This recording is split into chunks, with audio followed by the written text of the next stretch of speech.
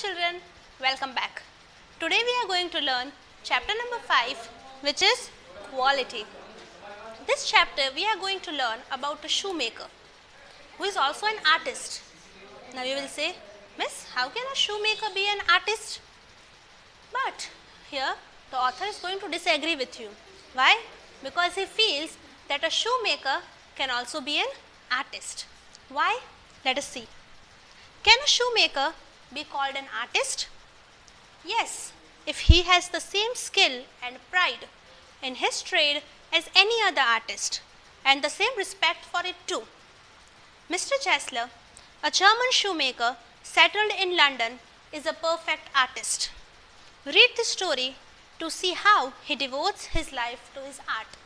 So over here the author says that if an artist, even if he is a shoemaker, if he has the same respect, the same pride, the same passion, the same art like any other art, then even if he is a shoemaker, he can be called an artist. So in this story we are going to learn about a German shoemaker whose name is Mr. Chesler, who is settled in London. And the story is going to be in first person. So the author himself is going to be speaking. I knew him from the days of my extreme youth, because he made my father's boots.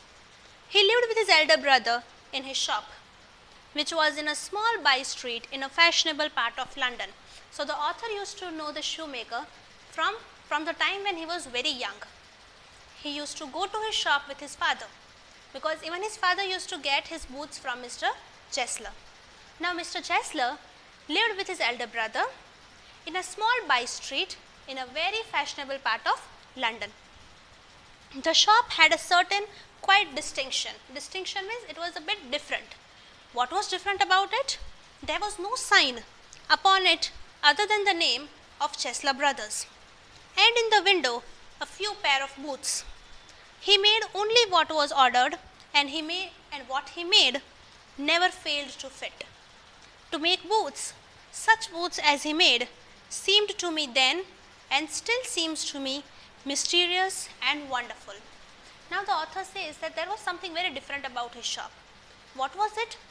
That there was only one board, no advertisement, no huge hoardings. There was only one board on the shop which said Chesler Brothers.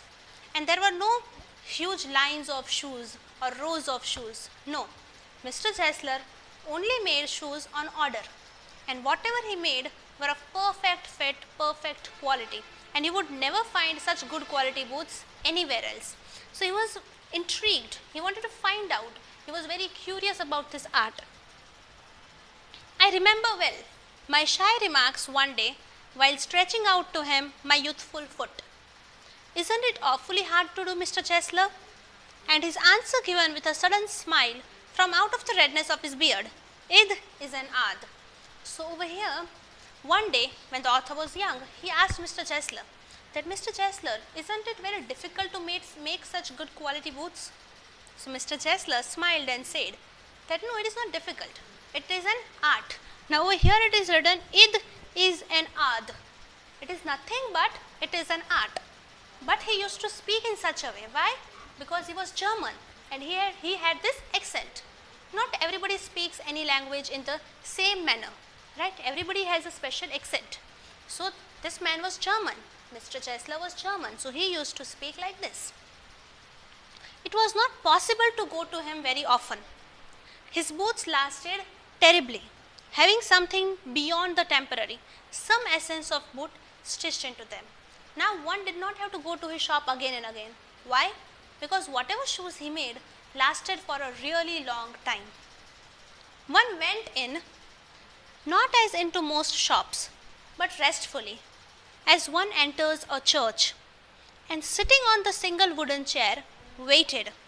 A guttural sound and the tip-tap of his slippers beating the narrow wooden stairs, and he would stand before one without coat, a little bent, in leather apron and sleeves turned back, blinking as if awakened from some dream of boots. So when you went to his shop, it was not like going to any usual shop.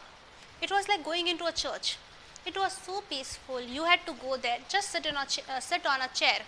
Then he would come from upstairs, making a sound with his slippers, tip tap, tip tap.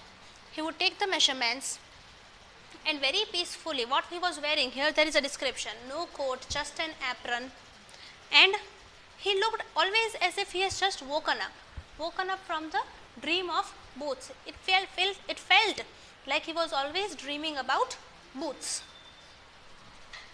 And I would say, how do you do, Mr. Chesler? Could you make me a pair of Russian leather boots? Without a word, he would leave me retiring whence he came or into the other portion of the shop, and I would continue to rest in the wooden chair, inhaling the essence of his trade. Soon he would come back, holding in his hand a piece of gold brown leather. With eyes fixed on it, he would remark, "What a beautiful piece." When I too had admired it, he would speak again, "When do you want them?" And I would answer, "Oh, as soon as you can conveniently." And he would say, "Tomorrow fortnight?" Or if he were his brother, "I will ask my brother." So the writer says that every time he went to his shop, he would sit over there, and when Mr. Chesler came, he would ask that, "Hello, Mr. Chesler, how do you do?" He would not reply at all. He would leave him over there, go inside, bring the leather which was required for the boots. So what does this say about Mr. Chesler? He was not interested in anything else. He just wanted to work. He just wanted to make boots. So the only thing he talked about was boots. So when he had taken the measurements, he would ask that, "When do you want these shoes?" So the author would say that, "As soon as you can." So the author, Mr. Chesler would say that, "Is fortnight okay?" So the author would say, "Okay." This is the only conversation that would happen between Mr. Chesler and any other customer. He was not willing, he was not interested to talk about anything else but boots. At that, he lowered his eyes as if hunting for memory of these boots. Wait. Then I would murmur, "Thank you. Good morning, Mr. Chesler." "Good morning," he would reply, still looking at the leather in his hand, and as I moved to the door, I would hear the tip-tap of his slippers going up the stairs to his dream of boots. So this is all. He will ask what he wanted, take the measurements, and go upstairs. Nothing else. I cannot forget that one day on which I had occasion to say to him, "Mr. Chesler, that last pair of boots creaked, you know." He looked at me for a time without replying, as if expecting me to withdraw or qualify the statement, then said, "It shouldn't have creaked." So one day, the author went to Mr. Chesler's shop and said that the previous pair of shoes that you made for me, they creaked, they made noises, they were uncomfortable. So for some time, Mr. Chesler did not say anything. He just kept looking at the author, as if waiting for him to change the statement or say that the author had made some mistake, because he was very confident that whatever shoes he made, they were of best quality, best fit. But when he did not say anything, Mr. Chesler said that it should not have happened. It did, I am afraid. You got them wet before they found themselves? I don't think so. So the author said that, but it did make sound. Mr. Chesler said that, did you make them wet? Author says that, no, I did not make them wet. At that, he lowered his eyes as if hunting for memory of those boots, and I felt sorry I had mentioned this grave thing. Send them back, he said. I will look at them. So when his face fell, he got upset. So now the author felt guilty. He thought that maybe he should not have said anything about it.